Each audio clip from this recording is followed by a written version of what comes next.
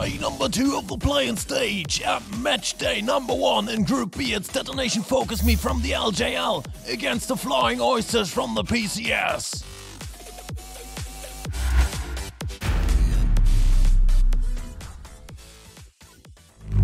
Welcome to Summoner's Rift.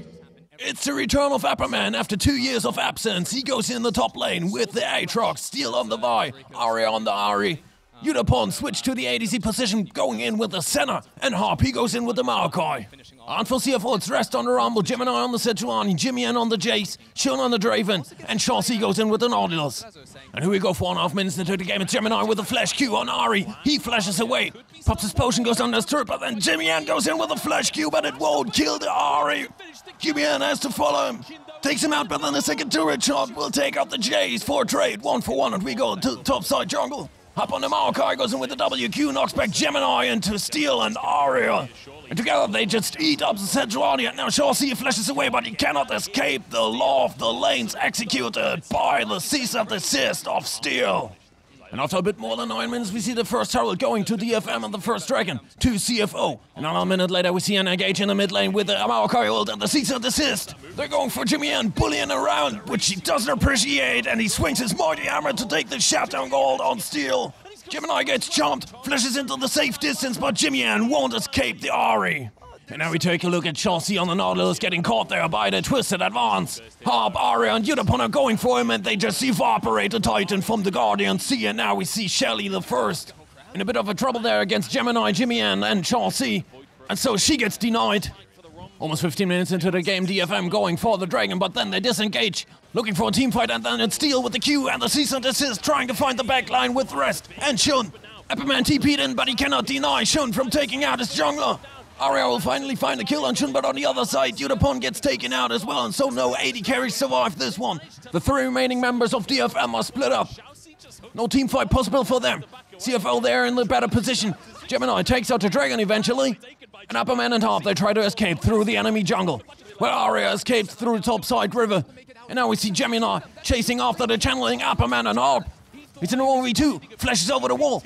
But then it's Jimmy and Chauncey joining the fight. They take out the Maokai. And now Apperman, he's doomed there in the enemy territory. The Aatrox swings his great sword with all the anger and vengeance. But against the defender of tomorrow and the glorious executioner, he will stand no chance. A minute later, it's DFM, though, securing the second herald of the game as well.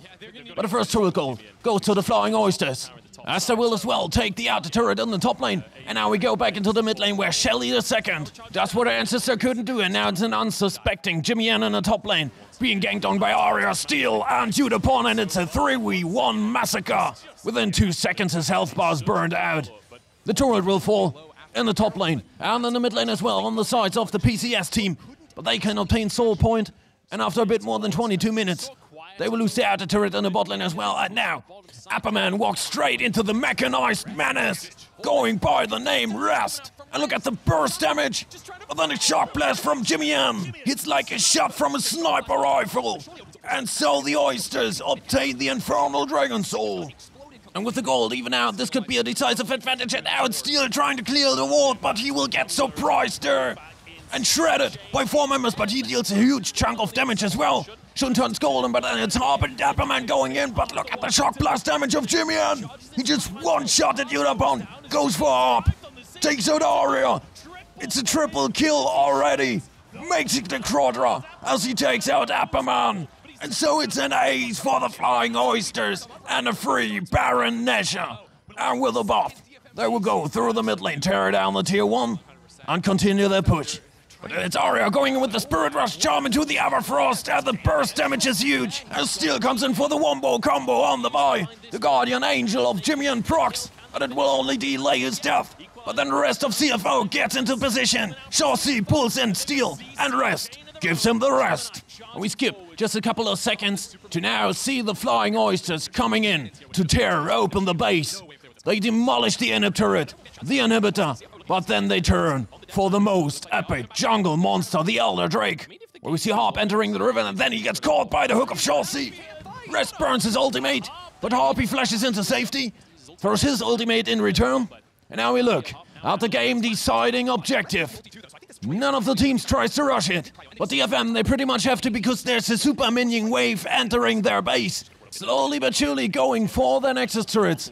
And we look at the health buff of the Elder Dragon. Half of it is gone already as Steel is going with his Q for the engage into the stopwatch of Rust. He gets stunned, tries to find the backline with a cease and desist, where he takes a heavy beating and his GA procs. But it won't help him much, because as he comes out, Shun takes him out. Now they're looking and finding Udapon as well. Shun and Jimmy Yan are taking out the ADC of DFM. Harp went in on the Maokai, desperately trying to save him. On the Elder Dragon, as well as the victory on game number 1, will go to the second seed from the PCS. And so the Flying Oysters, with a convincing performance, really showed us what they're capable of.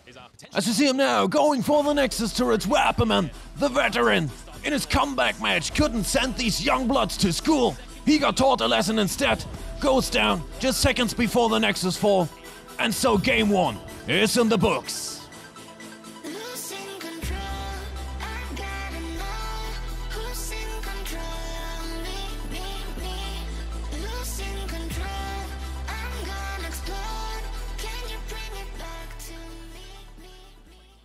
Game number 2, both teams switching sides. The Oysters now starting from the blue side with Rest on the Rumble, Gemini on the Maokai, Jimmy Yan with the Jace again, Sean on the Kaiser, and Shaw C with a signature champion, the Blitzcrank.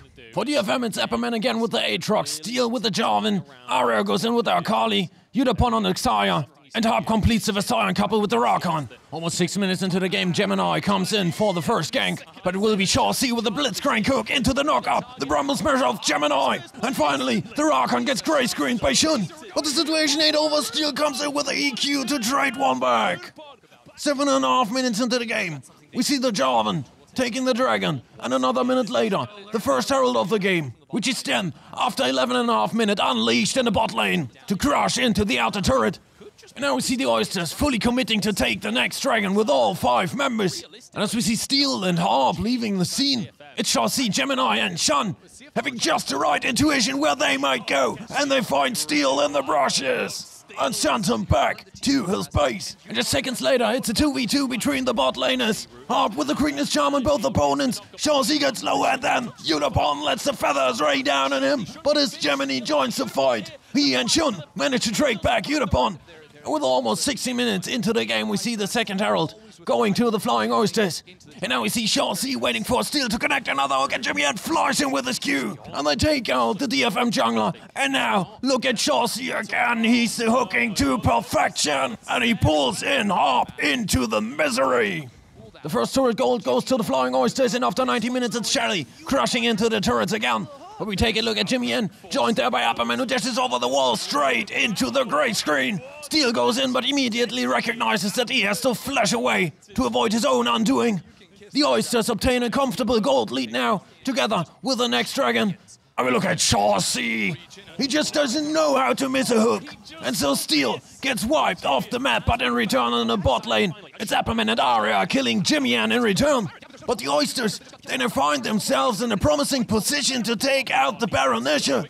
Only Harp and Udapon in the vicinity, and there's nothing that they could do to deny them the mighty buff. But instead Harp falls to the feet of the Kaiser of Shun. Udapon lets the feathers fly, but only does so much damage. But it will be enough to take out Gemini anyways, as Shun goes in on Apperman to take a double kill.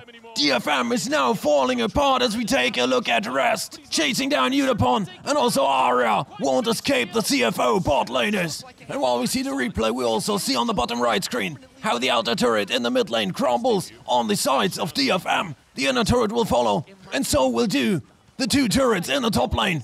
CFO now looking to crack open the base and take the serious. Steel, he goes in with the EQ into the Cataclysm on Jimmy Yan, but he won't find any damage because he's all alone. And now grey screened by Shun. And DFM now without their bruiser, they have to retreat. And watch how the Oysters take apart their base structure by structure, stone by stone.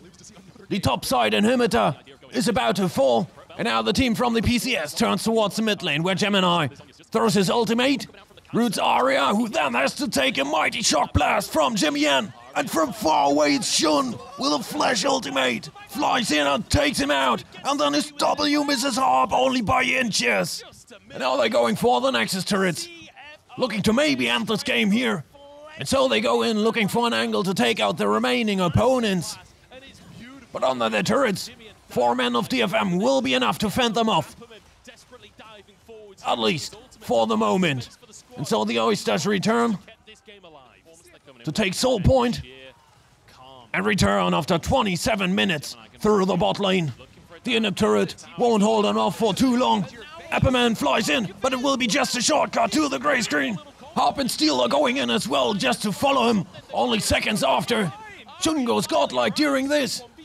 Only Udapon and Ari are living, and the Akali looking to go in for a final suicidal attack. Udapon falls for the final ace in this series.